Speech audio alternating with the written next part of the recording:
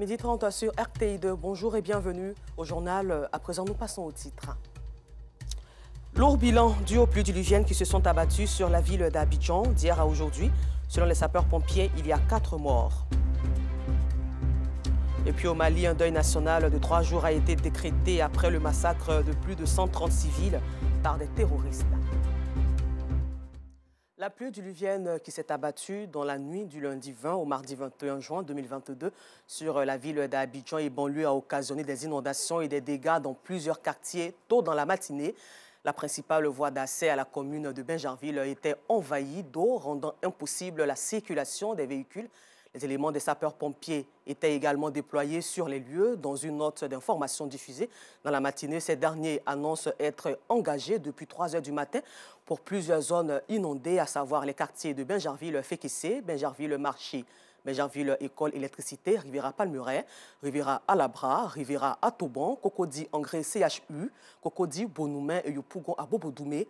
Selon le groupement des sapeurs-pompiers militaires, les pluies d'hier à aujourd'hui ont occasionné la mort de 4 enfants, 34 mis en sécurité et 1 transporté. Toutes nos sincères condoléances aux différentes familles éplorées.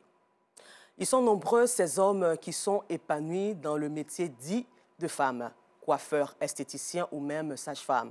Ils n'ont plus de complexe et pour la fête des pères qui a été récemment célébrée, Joël Gosset nous conduit à leur rencontre. Son reportage. Nous sommes au cœur du marché du quartier Sikoji dans la commune de Yopougon quand une silhouette d'homme dans ce salon de coiffure attire notre attention. Sur l'enseigne, nous pouvons lire « Chantou coiffure ». L'homme nous invite dans l'institut de beauté. C'est dans ce salon de coiffure pour dames que Godwin Antwi exerce sa passion. Originaire du Ghana, ce père de famille est le propriétaire des lieux. Ça peut faire presque 20 ans comme ça. J'étais petite et mon père m'envoyait ici. Donc celui quand il m'envoie ici là, et puis je me suis mis dans le métier comme ça. Et puis il a aimé ça quoi. Le salon de beauté de Godwin porte le nom de son épouse qui lui donne un coup de pouce. Quand j'ai su qu'il faisait travailler ça là, je me sentis bien. C'est lui-même qui m'a monté le travail. Moi aussi j'aime ça, de ça, il fait ça aussi bien. Le doigté d'Antwi ne souffre d'aucune contestation dans ce marché de la commune de Yopougon. Les tisseuses lui recommandent leurs clientes pour des retouches. C'est le cas de cette cliente. Je voulais une coupe carrée et une frange. Il a réussi, donc vraiment ça me plaît. Je suis vraiment satisfaite. Les habitués du salon, elles, évoquent un service de qualité. Depuis 2016, je viens ici. En fait, ce qui m'a amené ici, c'est qu'ils ont de bons produits. Lorsqu'ils font ton shampoing, ils font de la coiffure, vraiment les gens apprécient ça. Quand tu quittes ici, ma chérie, tes cheveux sont bien faits. Où tu as fait, ça t'encourage à revenir dans le même coin. En Côte d'Ivoire, les salons de coiffure pour dames sont généralement gérés par des femmes. Il y a 4 enfants. Mais ce métier-là m'a permis de nourrir mes enfants. Souvent, ouais, il vient et dit « Ah, c'est le garçon qui est là ». Bon, c'est que souvent les gens passent comme ça. Quand ils me voient, ils sont en train de travailler, ils sont fiers, ils sont contents et puis ils rentrent. De plus en plus, des hommes s'intéressent aux métiers exercés par les femmes. Non loin du salon de coiffure de Godwin, nous apercevons un homme entouré de jeunes dames, toutes venues se rendre belles. Et c'est cet ancien mannequin, marié et père de 5 enfants, Serge, qui les épile. Il est tatoueur artisanal. Dans les débuts, j'étais d'abord mannequin d'abord. J'ai défilé d'abord, je venais défiler le monde avant.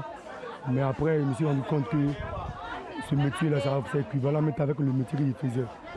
Donc j'ai aimé, mais je me suis mis à fond dessus. Grâce à Dieu, ça m'a sauvé. Des clientes qui ne tarissent pas d'éloges à l'endroit du tatoueur. Il est très sympathique, il sourit à tout le monde. Il ne fait pas de différence de sa femme et garçon. Quand tu viens, il sourit, il est sympathique. Il accueille tellement bien, tellement chaleureusement que ça fait que tous ses clients reviennent ici. Hommes coiffeurs ou épileurs de dames, une chose est sûre, ces métiers leur permettent de nourrir leur famille, des pères dont sont fiers leurs épouses et enfants.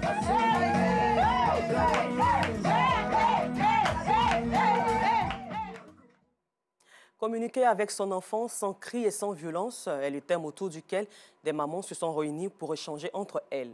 L'initiatrice de cette masterclass et coach en parentalité a partagé son expérience avec les femmes ayant effectué le déplacement. Un commentaire signé Joël Gosset. Créer une parentalité positive et bienveillante afin de renforcer des liens familiaux parents-enfants. C'est l'objectif visé par la plateforme Bidambaya. À cette rencontre, occasion pour Rosine Tedajo, thérapeute, d'instruire les mamans sur l'importance de l'éducation des enfants. Je tenais à intervenir à cet atelier pour expliquer aux mamans, pour expliquer aux parents à quel point leur éducation, à quel point ce qu'ils vont donner à leurs enfants en termes de bienveillance, à la manière dont ils vont construire leur confiance en soi, va permettre de faire de leurs enfants des adultes complètement équilibrés. Communiquer avec son enfant sans cri et sans violence. Thème retenu pour cette rencontre d'échange. Une thématique autour de laquelle des mamans ont partagé leur expérience personnelle pour une meilleure éducation de leurs enfants. Parents aujourd'hui est une plateforme qui partage des informations sur la parentalité. Et justement, la causerie, c'est pour que des parents se rencontrent, qu'ils échangent, qu'ils parlent justement de leurs problématiques et qu'ils puissent se rendre compte qu'ils ne sont pas seuls, qu'ils puissent se rendre compte qu'ensemble, on peut trouver des solutions pour que leur vie de famille soit améliorée.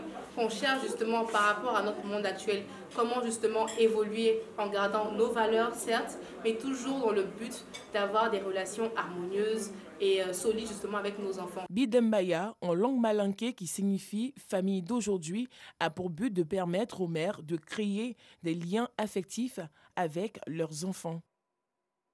Au chapitre éducation, 2040 candidats sont attendus pour les épreuves orales du baccalauréat technique, session 2021-2022 sur l'étendue du territoire. Démarré ce mardi 21 juin, les épreuves orales de cet examen à grand tirage prendra fin ce vendredi 25 juin. Et cette fois-ci, concernant les tout-petits, la proclamation des résultats du certificat d'études primaires et élémentaires CEP en Côte d'Ivoire sera faite par la DECO, la direction des examens et concours, aujourd'hui, mardi 21 juin, à 14 h. Au centre du pays, cette fois-ci, les meilleurs écoliers de l'école franco-arabe Dar El 10 de Kasséré primés pour leur abnégation au travail au cours de cette année scolaire. Une journée du mérite pour inculquer aux apprenants les valeurs de la saine concurrence, de l'excellence. Le parrain de cette journée a donc salué le travail d'encadrement des tout-petits et appelé surtout les responsables de l'école à travailler pour intégrer l'établissement dans le système formel du ministère de l'Éducation nationale et de l'alphabétisation. Un reportage signé Soro Corona de RTI Boaké. Célébration de l'excellence à l'école franco-arabe Dar El Hadis de Kasséré, région de la Bagoué. Les 30 meilleurs écoliers de cette école confessionnelle qui se sont distingués par leur travail sont récompensés. Ces apprenants ont été évalués sur la maîtrise des langues françaises et arabes, des mathématiques et de la lecture. Une initiative de la direction de l'école afin d'inculquer le goût du travail bien fait et du mérite aux tout-petits. Cette journée a eu pour parrain Ouattara Siaka, fils de la localité, qui salue les efforts déployés par les responsables de l'école qui travaillent à s'intégrer dans le système de l'éducation formelle en Côte d'Ivoire. Il s'engage aussi à accompagner toutes les initiatives allant dans le sens de l'amélioration des conditions de travail de ces apprenants. L'éducation est la base de toute chose, qu'elle soit islamique, coranique, qu'elle soit l'école occidentale. Nous avons besoin d'éduquer nos enfants.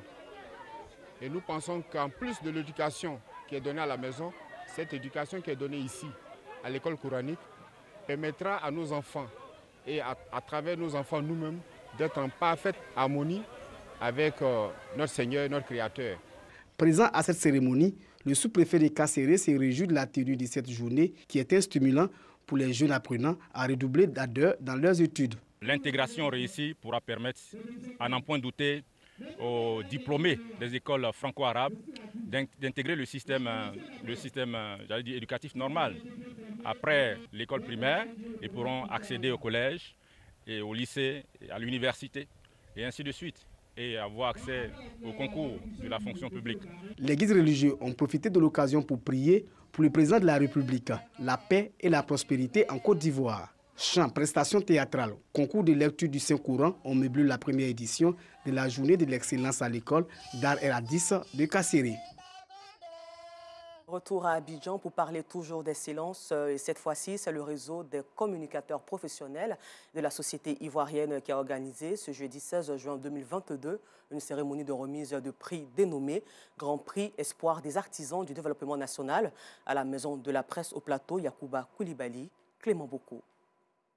Reconnaître le mérite des acteurs qui ont apporté leur pierre à l'édifice national. C'est tout le sens de l'organisation de cette cérémonie de distinction placée sous le signe de Success Story des acteurs du développement national. Une initiative saluée par le président fondateur de l'Académie ivoirienne des langues maternelles, Adoua Kwasi. Il a reçu le prix du meilleur acteur de promotion des langues nationales en Côte d'Ivoire. Nous sommes d'autant plus satisfaits que aujourd'hui nous savons que ce prix vient mettre en lumière le combat que nous menons depuis près de 3 décennies pour la valorisation de nos langues maternelles. Une occasion pour les organisateurs de féliciter l'une des têtes couronnées, membre de la Chambre des rois et chefs traditionnels, qui contribue efficacement à la consolidation de la paix, du vivre ensemble et de la cohésion sociale en Côte d'Ivoire. C'est un bilan de satisfaction parce que quand même, tous ceux à qui nous avons porté nos choix ont toujours été honorés et nous ne faisons pas l'intention de nous enrichir, mais d'encourager toujours les valeurs. Et c'est cela qui contribue au développement. C'est cela qui contribue à notre bien-être. Une marque de reconnaissance du mérite qui ne laisse pas les récipiendaires indifférents. C'est un prix qui m'honore. À travers ma modeste personne, c'est toute la chefferie ivoirienne. La chefferie doit œuvrer pour la paix, la réconciliation. Ce sont des sentiments de joie, de gaieté et d'appréhension parce que tout ce que nous faisons, nous le faisons pour la nation. Je suis un homme heureux et dis que cette nation a son sein des valeurs. Une initiative encouragée par l'ensemble des participants qui saluent la philosophie qui sous-entend cette action de valorisation des talents du pays. Les membres de l'Association des populations unies d'Abobo, Gotham, se sont réunis le samedi dernier pour assainir leur environnement dans le cadre d'une opération coup de balai. Cette activité s'est déroulée autour du thème paix et cohésion sociale entre Gothamiens, Asita, Sogodogo, Boko Climat. Top départ de l'opération coup de balai au quartier Gotham dans la commune d'Abobo. Conscients des ordures qui ont envahi leur cité, enfants, jeunes, femmes, hommes, tous se sont mobilisés pour l'assainissement de leur environnement. Depuis ce matin à 6 h, nous sommes sur pied, sur le terrain, en train de faire le balayage avec nos amis du quartier, les collègues du quartier. Cette opération coup de balai est une initiative de l'Association des populations unies d'Abobo, Gotham. Pour le président de la dite organisation, il est temps que le quartier Gotham soit un exemple pour les autres quartiers de la commune d'Abobo. Nous avons initié cette activité-là, qui est une activité de salubrité, afin de nettoyer le quartier Gotham, afin d'inculquer en fait aux populations l'habitude du nettoyage du quartier. Parce que nous sommes à côté du grand marché et les activités du grand marché entraînent des conséquences au niveau de la salubrité, au niveau de la sécurité. Et donc, nous avons voulu initier cette activité-là afin de résoudre tous ces problèmes-là. Pour assurer la sécurité, maintenir l'ordre, la police du 14e arrondissement a bien voulu associer son image à cette activité. Outre les forces de l'ordre, l'opération de salubrité bénéficie du soutien de l'ANAGED, Agence nationale de gestion des déchets. Nous venons tout juste de l'apprendre, les résultats du CEPE sont connus. Le taux d'admission est plutôt de 64,79% sur le territoire national. Au chapitre sport, il faut souligner que la Côte d'Ivoire a abrité du 16 au 19 juin le premier camp d'entraînement des jeunes africains de taekwondo au centre sportif, culturel et d'éthique ivoiro-coréen Alassane Ouattara. Nous le disions en titre, c'est près de 130 civils qui ont été tués dans le centre du Mali lors d'attaques attribuées à des djihadistes affiliés à Al-Qaïda. Un des pires massacres connus par le pays. À cet effet donc, un deuil national de 3 jours a été décrété. Et puis nous terminons ce journal en France. Emmanuel Macron refuse la démission de sa première ministre Elisabeth Borne. Le chef de l'État veut que le gouvernement poursuive son action.